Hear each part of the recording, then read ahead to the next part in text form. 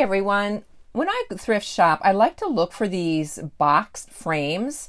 My thrift shop actually carries quite a few of them. I think different um, home decorator stores have them, and then people get tired of them or whatever and give them to the thrift store. And I've been creating these just fun little whimsical designs on them.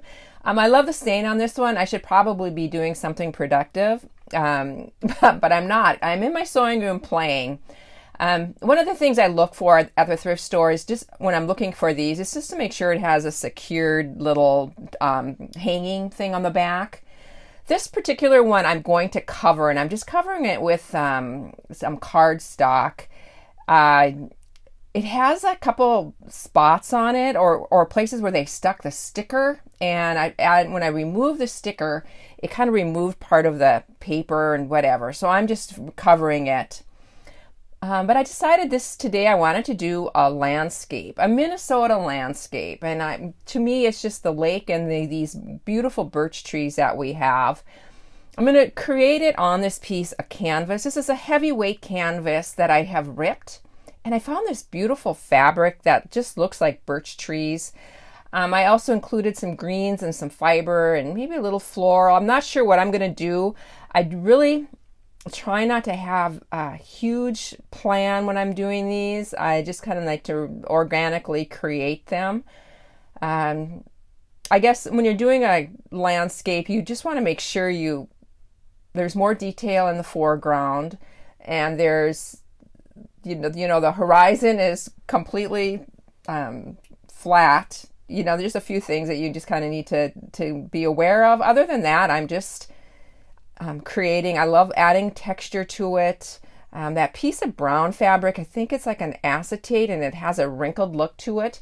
I got it at the thrift store thinking it would make a great lining fabric or whatever, but I really like the different color and texture on this. I'm just deciding which blue I wanted to use for the lake. And again, just kind of messing around with this. I'm going to be attaching everything with just a temporary glue stick, just until I get it to the sewing machine. This makes it kind of lay flat, and then I can just kind of move it a little bit if I need to. And again, just doing my layers and gluing. I'm going to be taking this all to the sewing machine, and I'm going to be doing a lot of stitching with free motion, and I'll take you with me when I do that. I like adding a lot of texture with thread when I'm doing this kind of a little project. I got all that kind of glued down, and now I have this piece of silk ribbon, and I really like the look of that. So I'm going to just put a piece of that in there, and again, just going to put some little bit of glue on the bottom of or back of this just to kind of keep that into place. I also have some fibers that I'm going to add, not a lot of them, but one that in particular that has a lot of texture to it that I'll be adding. I keep cutting away. I don't want it overlapping that frayed edge on this canvas. So I kind of keep trimming the sides down. I am going to be adding the Heat and Bond light to the back of this white fabric for the birch trees, and also the yellow fabric for the sun. This is going to be then iron on top of everything. So I just thought I'm gonna be using the Heat and Bond light versus just putting it on with a glue stick. Just sort of holds a little bit better. I just drew around my glue bottle to get that sun shape, and then I'm just kind of randomly cutting these up. I do end up trimming these down a little bit. I made them a little bit too wide for this small canvas piece.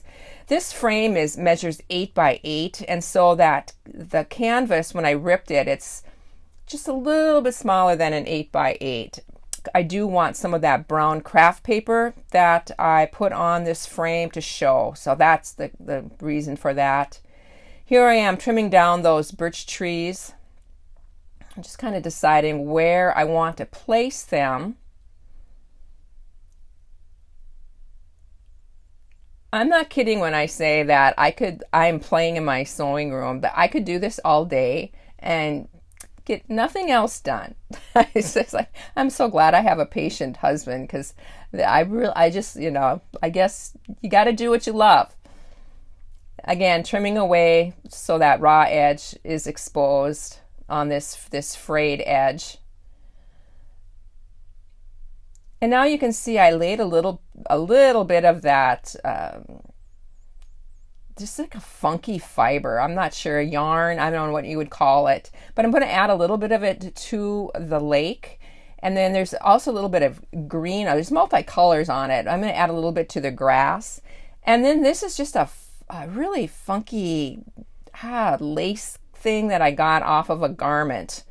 I do when I thrift shop, or when I'm looking at garage sales, I like to pick up things that have unusual trim on them. And this one just looks like a shrub or a bush or something. So I'm just placing it in front of those birch trees. And then I'm going to add just a little bit of whimsy to it. I wanted to add a couple flowers to the greenery. This gets a little bit bright, but I'm going to be adding some paint to the background, or the sky color of this, or some color, I should say. It's not paint. And then I'm going to add some paint also to this little flower to push it, to kind of mute it down a little bit, because I think right now it's a little bit too bright. And again, just adding a little bit of this glue just to kind of keep this into place until I get to my sewing machine. Now, I don't have problems with this glue gumming, but you do want to make sure that it's dry before you take it to your sewing machine. And if you get some thread breaking, it's probably meaning you just need to clean your needle. You can clean it with just a little bit of alcohol, rubbing alcohol or something. That'll really help that out.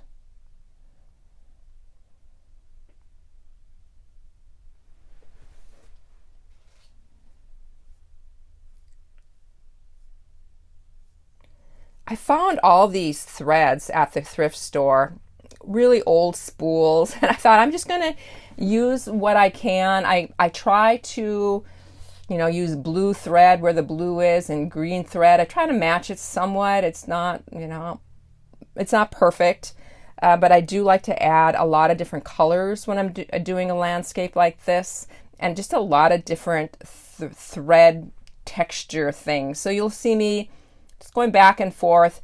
On this particular lake part up here, I am catching that that fiber in there too.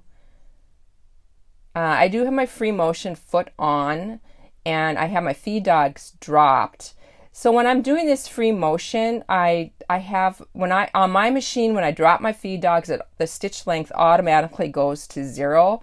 If yours doesn't, you might want to change it to 0. I mean, you're not, the feed dogs down, you're going to be doing all the moving. Right now I'm doing free motion zigzag, which is really a fun technique. Wonderful subscriber mentioned it in comments, and that's something I had never tried, and now I'm just hooked.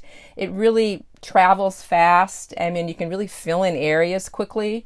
I'm also doing it on this sun, just to give it kind of a sun ray or whatever, more of a zigzag look on the edge of that sun.